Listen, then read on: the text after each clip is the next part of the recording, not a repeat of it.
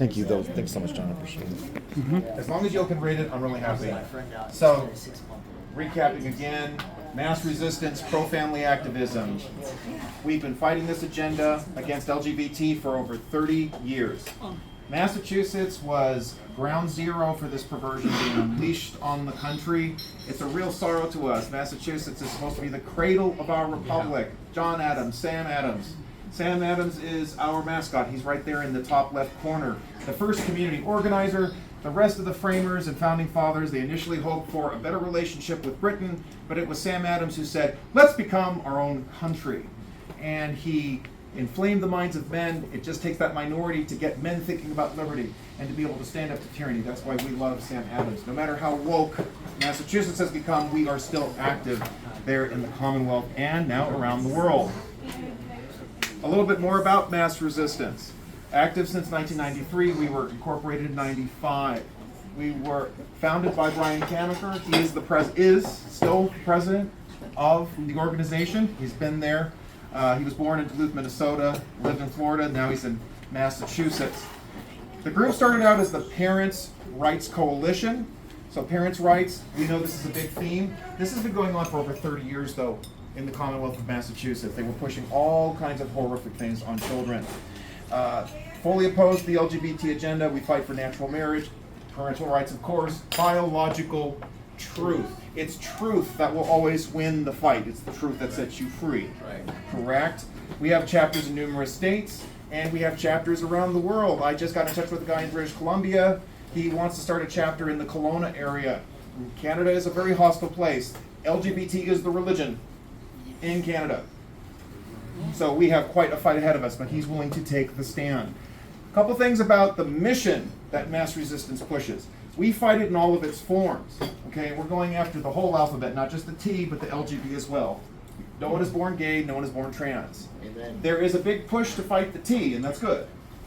But you have to go after all of it, because we have the T because of the LGBT. All of it is queer, all of it is destructive, all of it is wrong. And I know this is kind of a dicey discussion in a way, because you've got, look, I think Carl DeMaio is doing a great job in Sacramento. He's the only one who speaks up on every issue because he's not beholden to anybody. But I still am not going to endorse the guy's lifestyle. Yep. And that to me is a problem. And we have to be really careful about that. The fact is, it should be an indictment on the rest of the conservative movement. It shouldn't have to be a minority game for you to tell the truth. You can like what people say, but you don't endorse the lifestyle, you don't endorse the rest of it. And I don't back away from it. We really can't fracture on this. Small side note, I supported DeSantis in the primary, in part because DeSantis took a strong stance against the entire alphabet. He shut down Pulse nightclub funding. He was the first guy to start the whole Parents' Rights and Education Bill of Rights movement, getting all the stuff out of the schools. That was on DeSantis. That's a big deal for me. And Trump has moved to the right. I'm very happy. So we just got to keep pushing.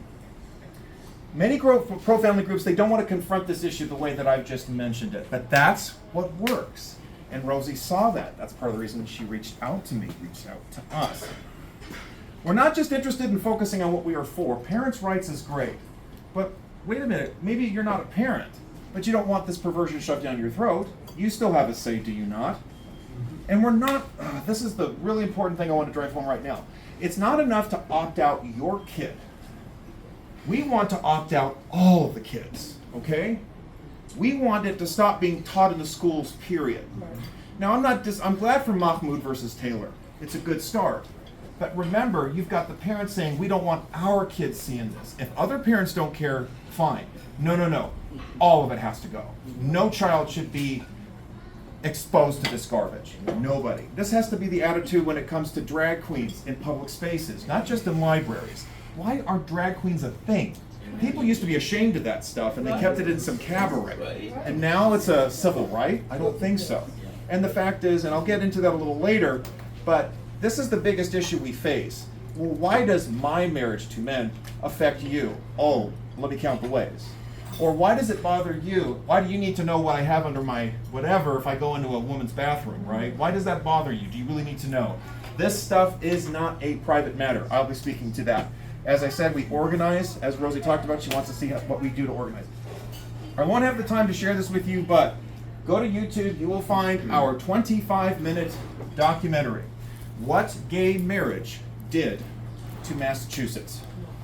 Everything you see now, it happened 20 years ago. 2003 was the Goodrich opinion that was a split decision by the Massachusetts Supreme Court imposing same-sex marriage on the Commonwealth. It was not a law. And bad news, folks, there was a Republican governor at the time named Mitt Romney, and he helped usher it in. Nobody talks about this, but he was one of the brains pushing this, despite being a so-called Republican. So we have an entire book about that too. Can't share the video, it's 25 minutes, but you can look it up on YouTube. A couple things, we started out 1996, this is one of our first major victories. It was even then it was a blue state, folks. Democrat trifecta, even with the Republican Rhino governor. This was, of course, before Romney's time. We passed the first major parent opt-out bill. In Massachusetts, parents couldn't even take their kids out of sex ed classes. This is like thinking Mahmoud, what the parents went through in Maryland. This is exactly what was happening in Massachusetts. Moms and dads didn't want their kids learning about anal sex, oral sex, transgenderism, homosexuality. But the school district said, tough luck, your kids have to learn it.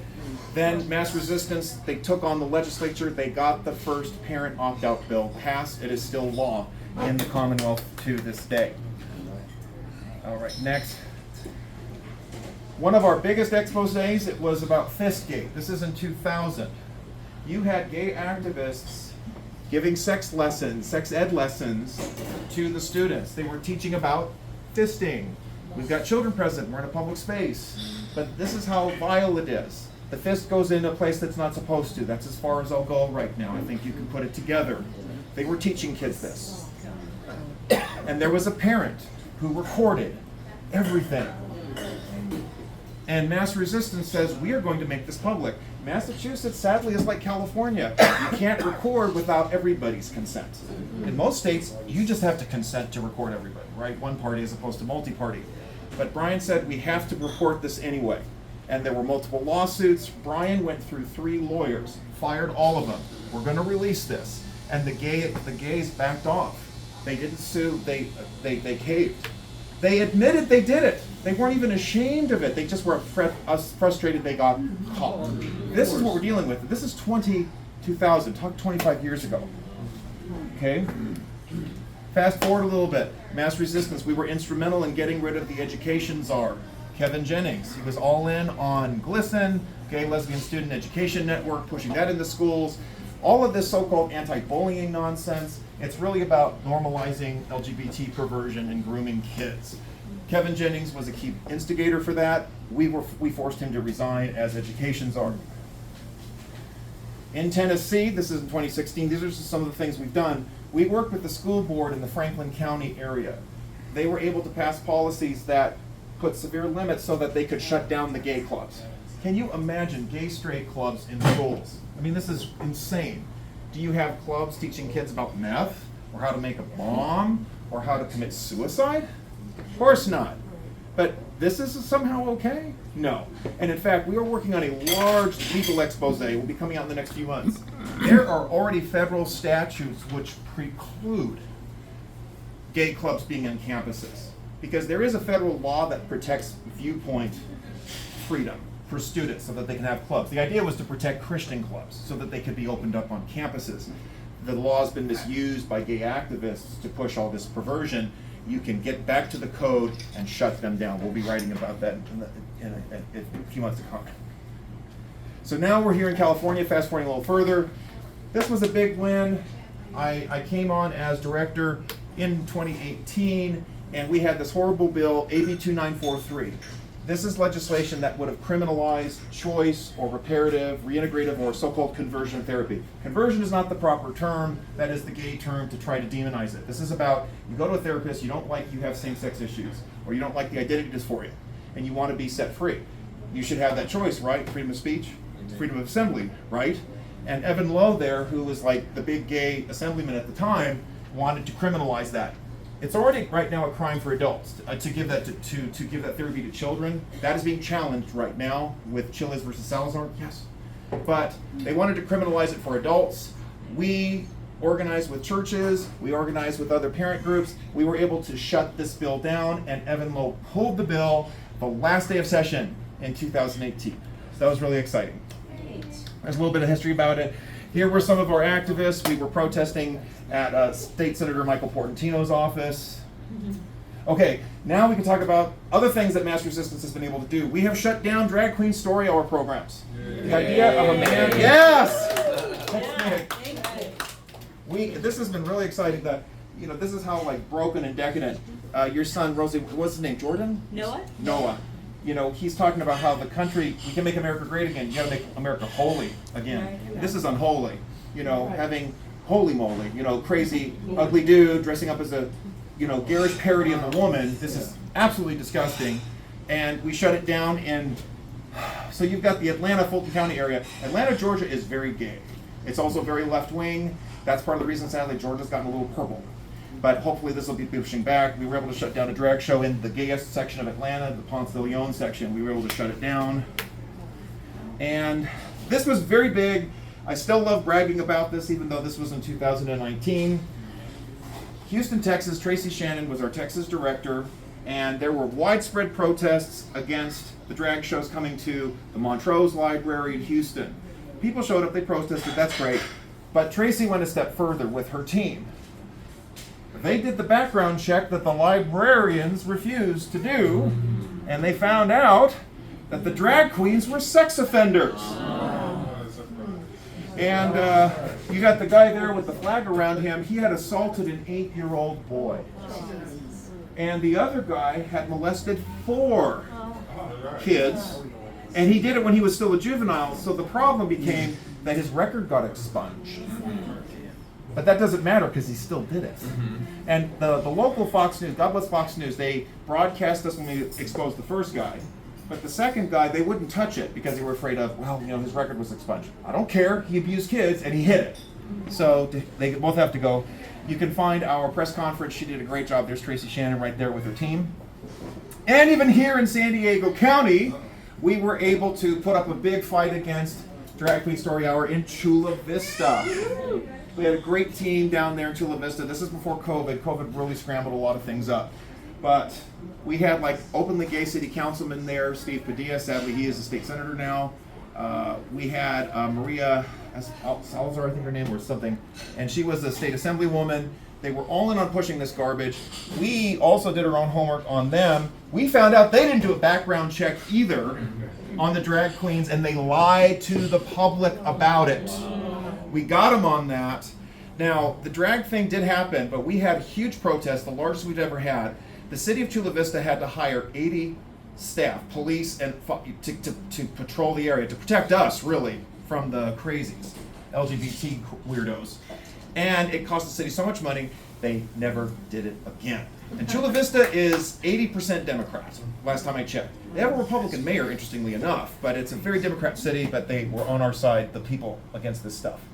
Down in California, the city wanted to do an LGBT picnic with taxpayer money.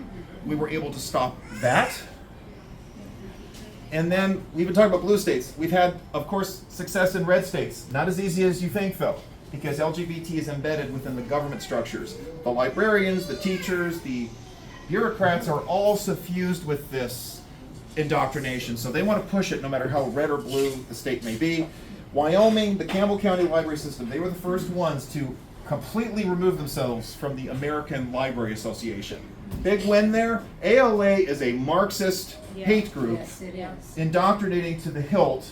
They have Marxist, literal lesbians or non-binaries who are directing this horrific agency, pushing all this crap, and they teach librarians how to push this garbage in those conservative communities that aren't so tolerant. That is the kind of crap they do. And we were able to, so the Wyoming was the starting point for that. I mentioned we're international. We have activists in Canada. I talked about we're doing stuff in British Columbia. This is Bill Watcott. God bless the USA. Canada does not have freedom of speech or freedom of assembly. That Jeff Daniels character, he did the stupid rant about, they're free in Canada, they're free in France. No, they're not. This is a Christian activist who was in a gay pride parade in Toronto. This is in 2016. We're talking 9 years ago. He passed out gospel tracts. He was charged with inciting hatred. That is a crime in Canada. Inciting hatred, quote unquote. They issued a federal warrant, unprecedented even for Canada. Hundreds of thousands of dollars to do this, because he lives in Alberta, Canada, right? And they spent all this time and money to go after a Christian passing out gospel tracts. Whereas you have naked homeless people, crime in the streets, guns, murder, people steal cars. There was the Canadian chief of police in Toronto who said, don't resist the burglars, let them take your stuff. This is how bad it is, but they've got plenty of time to go after a Christian. And he uses our materials. That's why he's significant. Kyrgyzstan, Central Asia, this is one of the many foreign countries we've worked in. This is a majority Muslim country. Conservative, right? Biden administration money from the Department of State was flooding this country, trying to push LGBT. We were able to work with this activist, the state parliament, country's parliament, and the leader. They passed strict laws blocking all foreign influence, blocking all LGBT indoctrination in the country. And we were instrumental with that. Sri Lanka, they've got issues right now. They have still their anti-sodomy statute on the books. Because how the whole homosexual movement works. First, you decriminalize the perversion. And then they go, well, it's okay for me to be this way, so can't I marry too? See how it works? Decriminalize the perversion, then I get to marry, then I get to have kids, someone else's kids, then I get to abuse your kids in the schools, then you have to celebrate it, and if you don't, you go to jail. You see how it works? So this is the starting point. We helped out in Sri Lanka. We stopped them from repealing the anti-sodomy statute. Big deal. Okay, so that was about international. Getting back to local. This is really close to my heart because, and this is also very timely. Mass Resistance. We have even been deemed a hate group by the Southern Poverty Law Center, which, as you know, means that we're doing our job. Oh, here goes the music. All of a sudden it got really loud. Can you still hear me okay, or do we want to hold on a sec? I'm sure we did it on purpose. Okay, if we're all right. What's really special about this and why this is so timely, Elon Musk has said stuff. I am so grateful, not just that he bought X, but that he's exposed this horrific hate group. And this is something that Brian, the president, and the rest of our team have noticed at length when it comes to the Southern Poverty Law Center. It's not just about defaming you. It's not just about silencing you. It's about killing you. This is putting up a hate list so that it becomes a hit list. Look at Charlie Kirk, folks. He was on the hate map of the Southern Poverty Law Center. The Family Research Council was also on the hate list, and a deranged gunman shot up their headquarters in 2012. So this is a very serious issue. We've not only gone after them, but we got a local newspaper, in fact, the entire SoCal News Group, they stopped referencing the SPLC because we exposed the truth about them. They're a smear machine, a hate group in turn. They want to kill people. There are a number of newspapers that we have confronted, and we have forced them to retract all references to the SPLC. We've totally delegitimized them.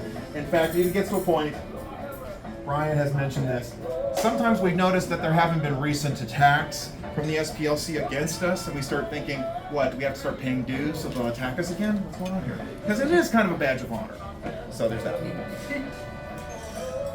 I'm really glad to be speaking to Republican clubs about this, because I think this is a fight that isn't being pushed enough. This idea of making LGBT conservative normative is wrong. We shouldn't just reject it with the Biden regime, but if Trump's trying to aid and abet this, that is wrong too. That's part of the reason, again, I supported DeSantis. 2022, Trump is at Mar-a-Lago, and he says, we're going to fight for gay rights. I go, and I'm not fighting for you. I'm switching parties, or I'm switching teams. And Trump has relaxed a lot of that. I was a little disappointed in 24, interviewed by Megyn Kelly, and they go, can people change their sex? And he's like, maybe, that kind of an answer really bothered me. But hey, if Trump was minimizing his message so that he could maximize his work, I'm happy. I don't mind being wrong that he was able to slip in and push a great agenda. He's doing a great job, folks. I am happy. There's always room for improvement. I think Rick Grinnell needs to go, I'll tell you the truth. But other than that, I'm happy. Hegseth is fantastic. There's no Pride Month, 2 sexes. Let's keep on moving. I'm very excited. Let's talk about the ideas behind this. You want to be an effective organized unit, you've really got to understand why you're fighting this. And like I said at the beginning, it's not just about parental rights. Because you know what? You got some creepy parents who think, well, I have a right to take my kid to drag queen story hour, so don't get out of my way. So this is bigger than parental rights. We can't rest on that. That's the big reason why. I'm not saying it doesn't matter, but that's not the final argument. It won't work. We draw from the Declaration of Independence. Natural law, natural right. That's what we want. We want to talk about the laws of nature, that nature's God, that apply equally to everybody. And so we start with this basic reality. The whole agenda is a field of lies. The transgenderism is, for example, we can talk about that. Yes, there are perverted people. You'll have a guy who pretends to be a woman so that he can go into the woman's restroom and video record. That's evil, that's wrong, we should call it out. But you got to get to the fundamental. The truth is that a man can never become a woman. It's a lie. It's a delusion. We shouldn't be celebrating this. No one is born gay. This is a discussion that needs to get more promotion, not less. I am very happy to see pro-life activists like Lila Rose. She had a great discussion with Joseph Nicolosi Jr., a reparative therapist. He's helped clients, men getting out of same-sex attraction issues. Yes, people change. This idea that you're born that way, you're stuck that way, no way. It's not true. Children do not discover that they are gay. This is so evil. It is abusive to do that to a child. And we have to tell the truth. The behaviors themselves, I didn't get into details. We got children present, but they are harmful. They are unnatural. In fact, we have an entire book, Health Hazards of Homosexuality, that has cataloged every major resource from the New England Journal of Medicine to the new National Institute for Health. Numerous studies on this. The breakdown of family, the physical damage that occurs, anal cancer, oral cancer, host of problems. The gay rights movement, they deliberately made it about feelings, equality, inclusion. They wanted to use all the touchy-feely terms. And they wanted to avoid as much as possible the health problems, the damage. The rates of domestic violence. There was an entire budget item in the Massachusetts budget dealing with domestic violence issues among lesbians. That's how syndemic it is. It's not a gay lifestyle. That's a fact. Then where does it come from? Because I don't believe in demonizing anybody. We want to get to the truth. And the truth is, homosexuals and transgenders, they are victimized, no doubt. These behaviors, these feelings, they come from abuse, neglect, confusion, molestation, shame. Nobody should be condemned because they struggle with these issues. But the condemnation ensues when it's forced on people, or when we're supposed to accept it as a civil right. Don't have time to share this with you, but I can email this video. It's a Vimeo video, so it's harder to find. Ryan Sorba working with Project Veritas. When, I'm trying to remember, I can't remember his name, the guy who was in charge of it before. James O'Keefe, thank you. Yeah. So he sent Ryan Sorba, this is San Diego Gay Board. He went in Vino Veritas, that's where Project Veritas comes from, in fact. So everybody's drunk, uninhibited, and so Ryan just asks all these gay guys, so you think you're born that way? You think you're born that way? Every one of them says, no, I wasn't born this way. And they tell horrific stories. They were molested as kids. They were molested by parents. A babysitter. There was one horrific story. The babysitter literally taped the kid to a toilet. This is horrific. This is what it is. It's not a gay lifestyle, folks. It's born out of trauma. And we are not loving if we don't call it out. As far as Carl DeMaio is concerned, I have heard at an early age he felt abandoned. He felt alone. That is a very traumatic thing for a child. I don't have the whole story on the guy. What I know is that a lot of men, and this is true for women, they don't come forward early in life saying, I was abused as a kid. It's a very, very traumatic thing. So I don't know what Carl's story is. I just went there. I gave you the details on Ryan Sorba. I just want to share with you also, there are people who have left homosexuality. Chris Doyle right there, the National Task Force for Therapy Equality. He is a key plaintiff striking down the reparative therapy or conversion therapy bans. Christopher Yuan, he's an evangelist too. You know, he was raised in this nice, wonderful Asian American home, learned to play the piano, all this stuff. Yet at the age of 9, he was exposed to pornography. At the age of 16, he was groomed and molested by a 30-year-old. That's child molestation, folks. And this is so shocking. Chris doesn't talk about it that much. It has one little section mentioned in his autobiography. It's that traumatic. He doesn't talk about it a lot, but it did happen. So, but he left the lifestyle. He's now a minister. He recently got married too. So people change. Here's more stories of people who change. As far as transgenderism is concerned, this is an easier fight to fight. I can see why a lot of conservatives latch onto this. It's so evidently wrong. Especially men and women's sports. I mean, that's 80-20. Obviously, it's so unfair. You can see it with your own eyes. It's an easy fight to win. I do understand that. But we are really, it's low-hanging fruit keeping men out of women's sports. I'm not saying it doesn't matter, but that's the tip of the iceberg, folks. Men shouldn't be in women's spaces or their sports, nor should they even have the power to change a document. Even in the state of Texas, and they still haven't fixed this, you can still change your birth certificate in Texas, as well as California. Thank God, again, thank God for Trump. They are fighting that. You can't change your passport anymore. Good. You can't change your sex, so you shouldn't be able to change the document. Give you a break. So these are issues. Sex is clearly determined by chromosomes. This is common knowledge. It's becoming more common, rather. Everybody knows about the gender uniform. Like I said, you have gay marriage, so-called gay marriage. It's a matter of time. You're going to be teaching kids they can change their sex. A lot of people mocked us, didn't they, 20 years ago? Oh, you are just projecting. You are overreacting. Just two adults who love each other. It's not going to affect you. Yeah, it does. Especially when you're affecting my kid. Oh, you're damn right you're affecting me. So, more of this nonsense. Really quickly, this is the most tasteful version I could show you of what happens to a male when he tries to become a female. This is a graphic, barbaric practice. And they want to do this to our children. And even now, the conservative movement isn't talking about this enough. The physical destruction.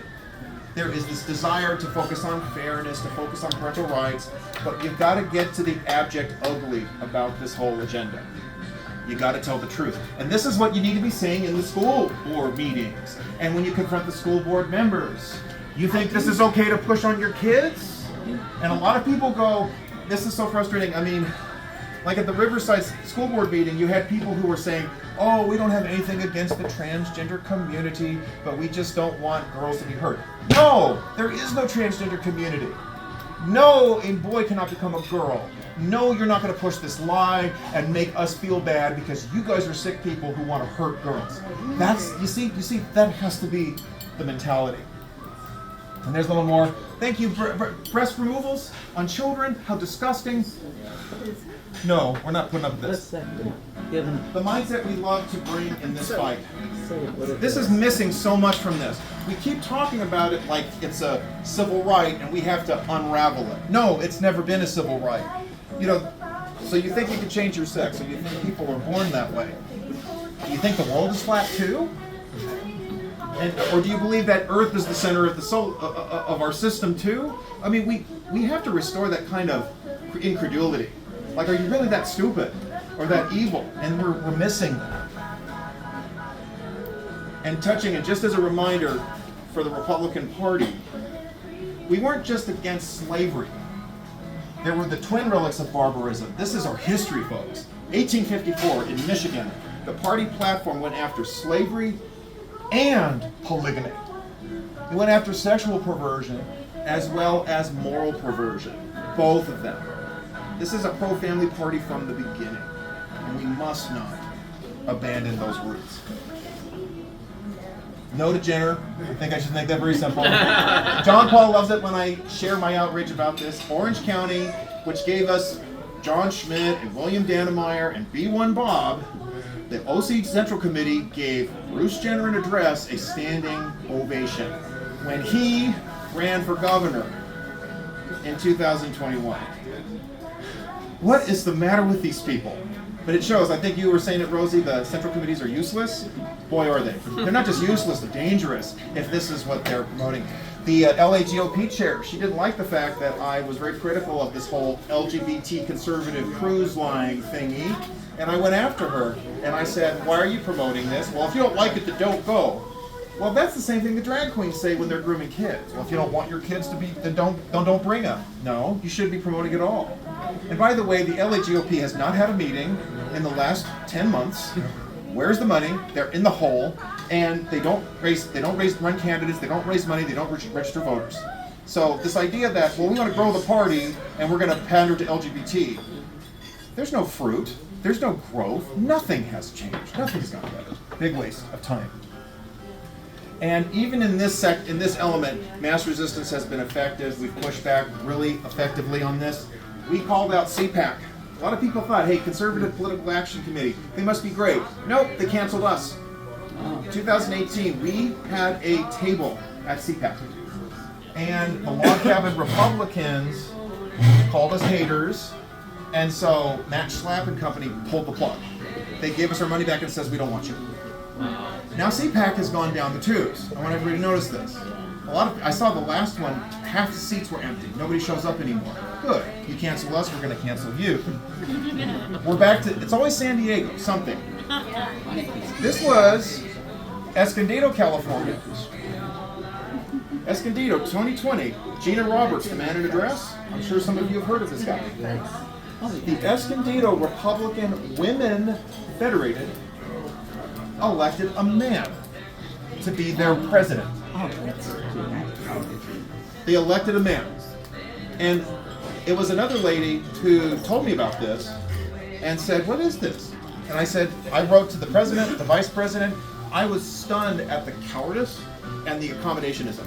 You had, I'm naming names here, that's Linda Payne from the Election Integrity Project. I wrote to Linda Payne and I go, why didn't you say something? And she said to me, well, it's not my place. Excuse me? You're a woman last time I checked. But you see, this is a problem we're seeing with adults in their own clubs, not saying no to this. That's not acceptable, folks. And I don't know, I haven't heard of the Escondido Republican women anything recently. I can tell you a big part of it is we got him to resign. We raised hell across the state. We got the help of other Republican women. They started going to the state, California Federated Conventions complaining, there are men getting elected to our clubs. What's going on here? And as I think some of you may know this, I know Steve Frank has talked about it, the Republican Women Federated has started to fracture. A lot of the clubs have disaffiliated, and a big reason why? They let men in. It says, no, we're not doing this. It's a women's club. Women can't be men, and the vice versa. So we had a say in that. I'm happy to report, young people, good to see you here. They've woken up to this. It's always the young people who've always been, well, live and let live, you gotta go with the times, but we're seeing young people really turn around on this. And I think a big reason is that it's being shoved in their faces in the classroom. If nothing else, it's that natural rebellion to this authoritarianism being pushed on them. This guy used to give me so much trouble, Cesar Hurtado, and then 10 years later he said, wow, you guys were right. We told you it was going to go from two men marrying to a man in a dress shoving it down your throat. We told you this was going to happen. So, I mentioned this earlier, and now I can make the case fully. We often hear, and this is even in conservative circles, this goes to like the Linda Payne argument, oh, I don't care what consenting adults do in private. I just care what they do in public and what policies they want to promote. Well, private behavior, it has public consequences. It doesn't stay in the bedroom, folks. We've seen that. With all the stuff that's being shoved on your kids in the schools, that's about as public as it gets. And even worse, now the schools want to keep their perversions private that they're doing with your kids. Now they want to keep secrets. Oh, this is a very public problem. The rise of venereal disease, the destruction of the family, loss of human capital, the affront to individual liberties and natural right. How many bakers, how many churches, charities, and small businesses have been harassed because they won't bake the cake or take the photo or provide the flowers? This isn't a private matter, folks. And of course, there's the broken children, the broken men, and the broken society that results. You break down the family, you break down everything else. And that's what this agenda has been all about. I love this quote from Paul Johnson, a former liberal, became a conservative, received the Congressional Medal of Honor from George W. Bush. Here's the whole quote. When he was a young liberal in the United Kingdom, fighting to decriminalize the anti-sodomy laws. Thus, we began by attempting to right what we felt an ancient injustice, and we ended up with a monster in our midst, powerful and clamoring, flexing its muscles, threatening, vengeful, and vindictive towards anyone who challenges its outrageous claims, and bent on making fundamental, and to most of us horrifying, changes to civilized patterns of sexual behavior. Doesn't that describe the LGBT movement pretty accurately? Outrageous, vindictive, vengeful, cancel culture, anybody? It's real. He's writing about this in 1996. 30 years prior, that's when they had started to decriminalize anti-sodomy laws in the United Kingdom. So now, what do you do? What do you want to do? How do we fight this in North County? Are we looking to end CRT, remove the sex ed curriculum? Do we want to end the Pride parades, the Pride Month resolutions? We really want to start flourishing this idea of a sanctuary school district. Well, the state of California doesn't think it has to abide by immigration law. Maybe the school districts will tell Sacramento, we're not going to abide by your sexual perversion masquerading as a curriculum. That would be wonderful. That would be a nice push. I just read about El Cajon, California, defying the Values Act and saying, we're going to work with ICE, thank you very much. Yep. We need to get more school districts to do this. This is a big vision. It's going to take some time because we got to get school board members that have the courage to move this forward. Because, hey, we saw what Newsom did to Temecula Valley, threatened them with $1 million fine, and we saw what happened to Mr. Konofsky? Joseph Kamosky. Kamosky, yes. But he got elected again, thank goodness. But see, this is what we're up against. We need to get more districts to think like this. So, what do we do in North County? Let me show you what we did in Downey, California. We were able to get rid of the Planned Parenthood-based sex ed curriculum, Teen Talk. We had meetings with key parents. We organized to visit different precincts. We had a flyer that we prepared that outlined the school board members who had voted for the curriculum, the one who was against it. We informed people with samples of it. We provided a link of what the sex ed curriculum contained. Every door we knocked on in Downey, we had support. They said, thank you for sharing this with me. And Downey was 2-1 Democratic, okay? And yet we had a lot of resident support for what we did. This was a 6-month fight, and we got the sex ed. Oh no, I ruined the plane.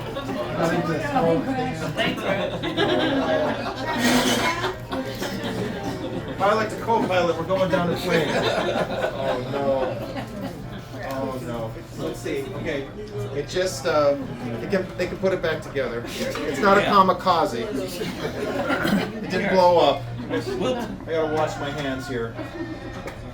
But you can see I mean what I say. Okay, I gotta be careful here. That's why they're turning the music up so high. Well, what can I say? We won. This was 6 months in a blue city, in a blue county, in a blue state, and we got the sex ed curriculum. We did it. And we did something great in Norwalk, La Mirada too, so that's the district over. They had a student well-being center, which was staff was trained by Planned Parenthood. They could direct kids to get abortion pills, procedures, or gender changes. And the community didn't want it. There was a group of people that had protested, but when MassResistance stepped in, we said, we're committed, we're going to stay in the long fight, even if they're not writing headlines about us. Well, actually, they did write about us.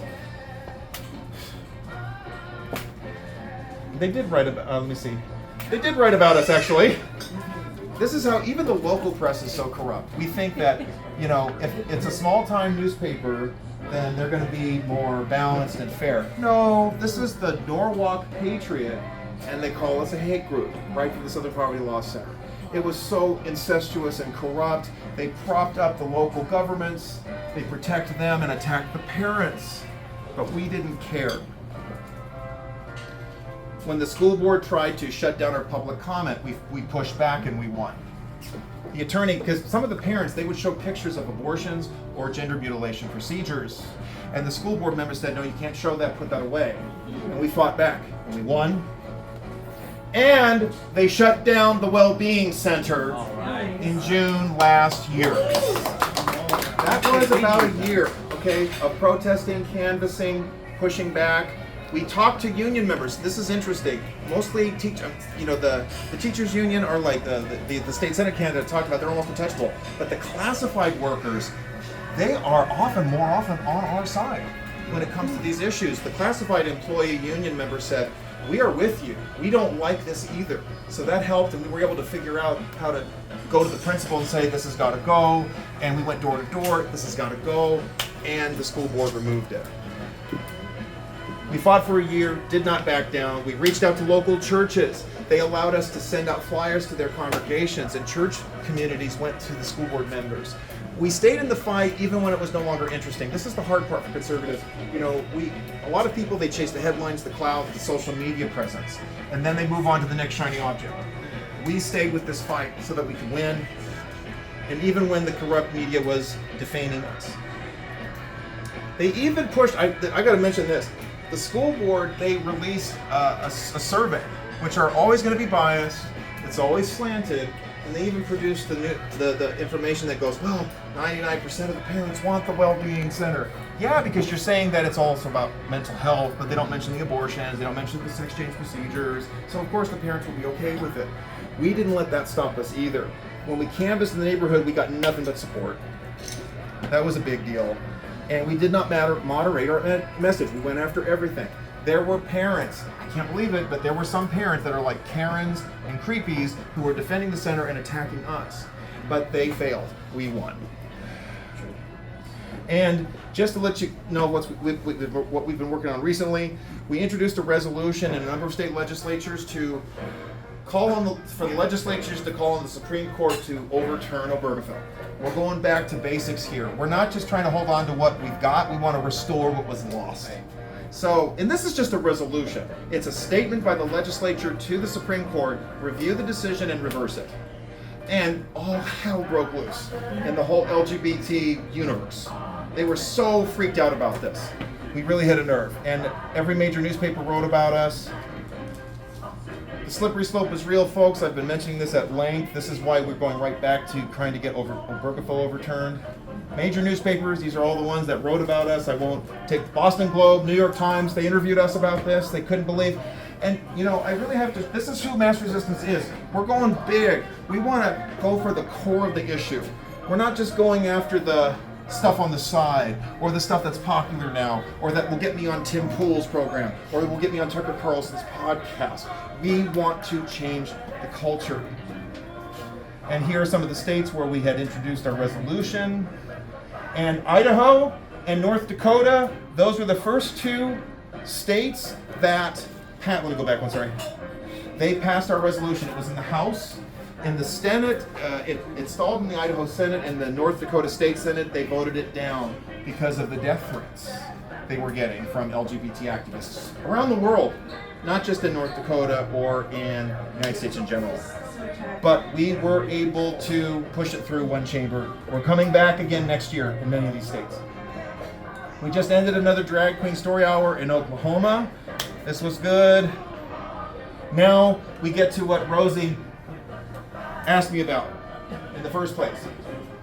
Mass resistance isn't just about overturning Obergefell, but we want to get this revolution going on in the schools. We want everything gone. We're not just interested in opt-outs. We're not just interested in parental rights. We want a complete overhaul. We want standards back again. We want kids to be able to read and write, and actually not just that, but Winston Churchill could write poetry in ancient Greek when he was in high school.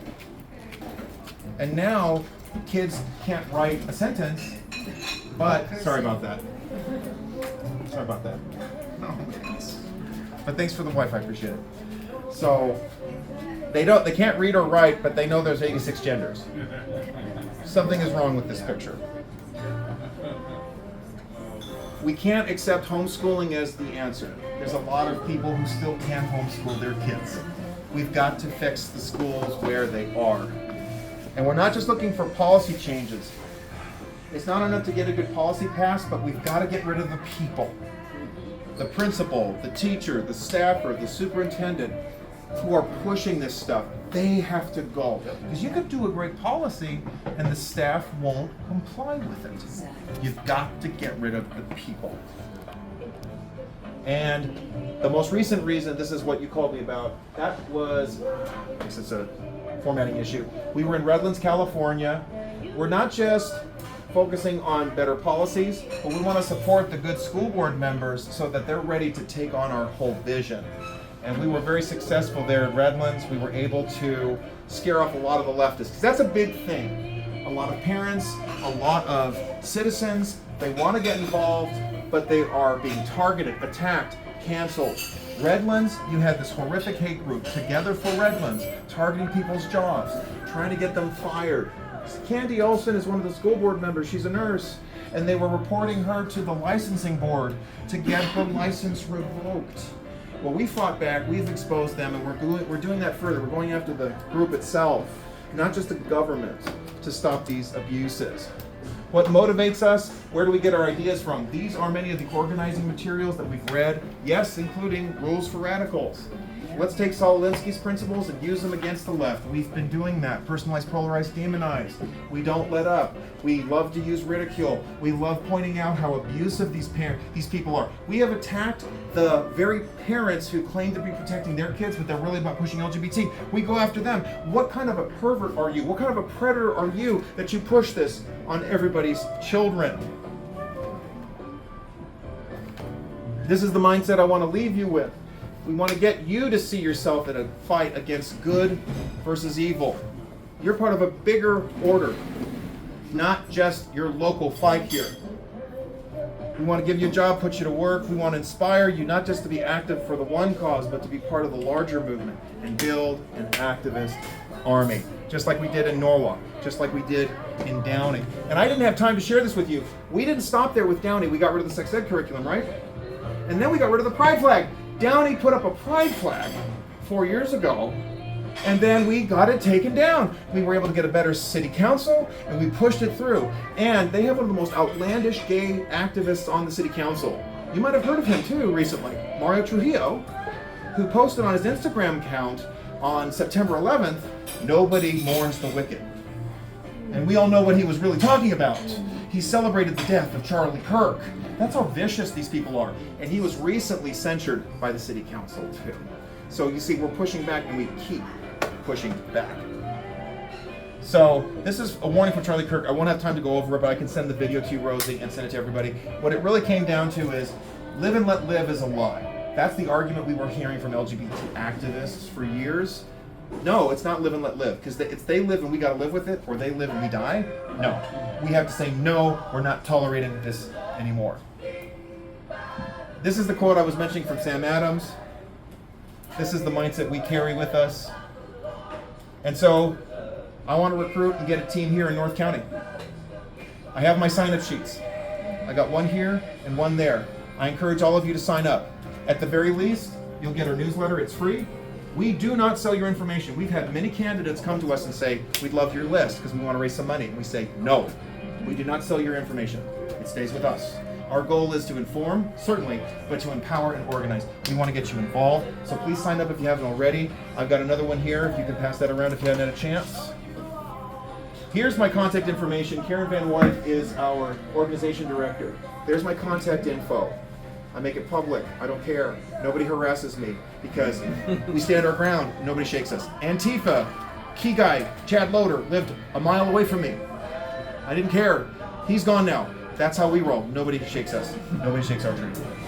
So that is it. That's everything. I wanted to take the next step with you.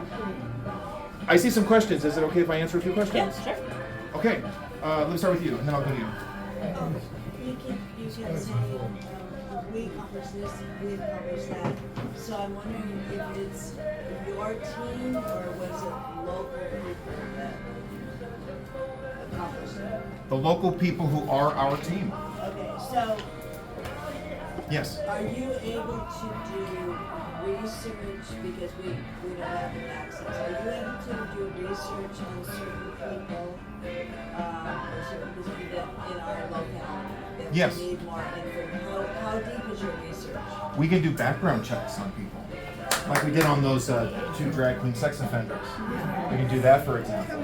And those are very powerful, very effective. We did that on another grant program in Rexburg, Idaho. We got that program shut down. I didn't have time to mention that because we exposed the guy had a DUI. There was another drag queen who had murdered somebody and had been in prison. We got him shut down too. We did that too. Question? So how, your main technique, is it to go door to door? That's part of it. It's also the rhetoric we use in the school board meetings. It is this relentless push to force, whether it's school board members or staff, to defend this perversity. Because that's something else we're doing now in Oklahoma. We have found a whole host of obscene materials. And the attitude, this is Red State Buckle of the Bible Belt, Oklahoma, and you have the school board and staff, and there's no sense of urgency. When we show them these books, they just go, well, file a complaint and we'll check it out. No, you should have removed it yesterday. Right. And so our next step right now, we're writing to the school board, we're writing to the superintendent, please tell me why you think this is appropriate. Please defend this material. And then we're going to make that public. Yes, I'll come back to you. One of the things that we do is we're trying to go after the teachers' union leadership. Okay. And the way we want to do that is to spread the word so teachers can opt out, because that's where all this crap comes from, is the teachers' union leadership. Okay. They're 5 billion strong, and they're buying all these seats from the school board trustees to the president. What do you think about that? Is there any I don't have a problem with, taking advantage of the Janus decision so that they can opt out of giving dues, but that's a long process. You want to hit here and now. Like the teachers union president thinks it's okay to abuse kids with LGBT propaganda. We want to go after them. We wanted to start doing that in Michigan, for example. The team we had, they ended up wanting to move into another project, so that was abandoned, unfortunately. But if you want to pick up that mantle here in North County, I'm on board 100%. I like that idea. I want to go back to you quickly. We have one more first. Okay, go ahead. I was gonna say, aren't there already sodomy laws on the books here in this?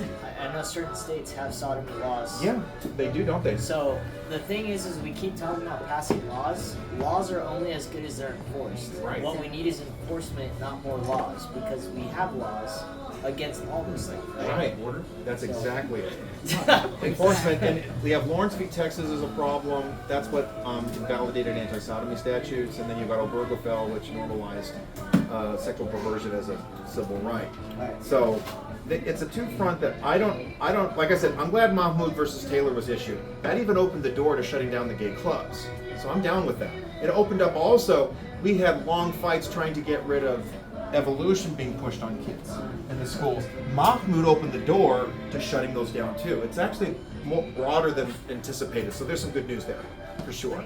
Yes? So for school boards, what we've been told is we're adjusting anything that doesn't align with the Long versus Taylor.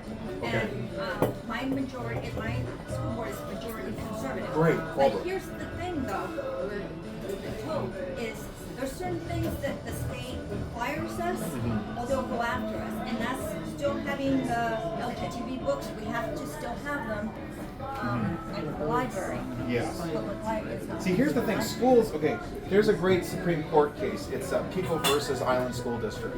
School districts have, this is a Supreme Court, like top of the food chain. Schools have a responsibility to remove vulgar materials. So you have a federal authority given to you. That's something I need to share with you that you can start taking steps on. And if you get the right people in your schools, they can start just removing stuff. And nobody has to know about it. Yeah. There's a librarian who spoke to in a middle school in Westminster. She wants to start doing that. Yeah, that's what we want to work on. Yes. Two other things. I met a gentleman that has a program that has. He's actually his background is a pastor, but he started a program, and it's to opt out of sex education. And he said it doesn't have Christian stuff, but it doesn't have any of the dirty stuff or bad stuff in there. And so I'm trying to work with my board first, my conservatives, to help me promote that the parents who don't want opt out of the sex ed. We also have a junior high.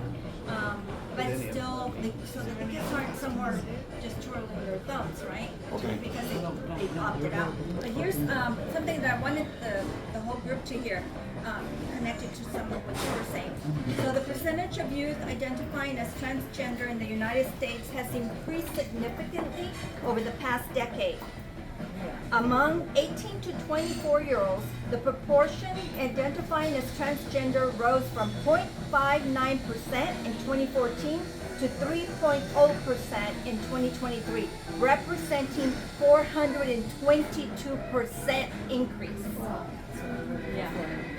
So what you see, it's clearly a contagion. Yeah. It's not natural. It's not some different iteration of being. It's a corruption, clearly. And I hope you sign that sheet. I want to get further in touch with you. So please. Perfect. Was there any other questions or comments? Rosie, thank you so much for giving that little extra grace to answer any others. Well, I'm so glad I could speak with you. And well, most of the planes made it. So. Oh, okay. Go ahead. I think another thing too is we keep trying to use their language. We keep trying to LGBT and letting them control our language. It's the alphabet mafia. That's what we need to start calling it. It's not. We try to use their labels and whatever. It's like no, like you said, it's about standing on the truth and calling it out for what it is. We try to use what labels they give us, and we try to go along with that. That's still them controlling us. Yeah. Don't let them control our language. That's a great point. Alphabet mafia. That's a good one. There's nothing gay about it. Homosexual, sodomy, cross-dressing, these are the things to approach. Perfect. All right. Anything else?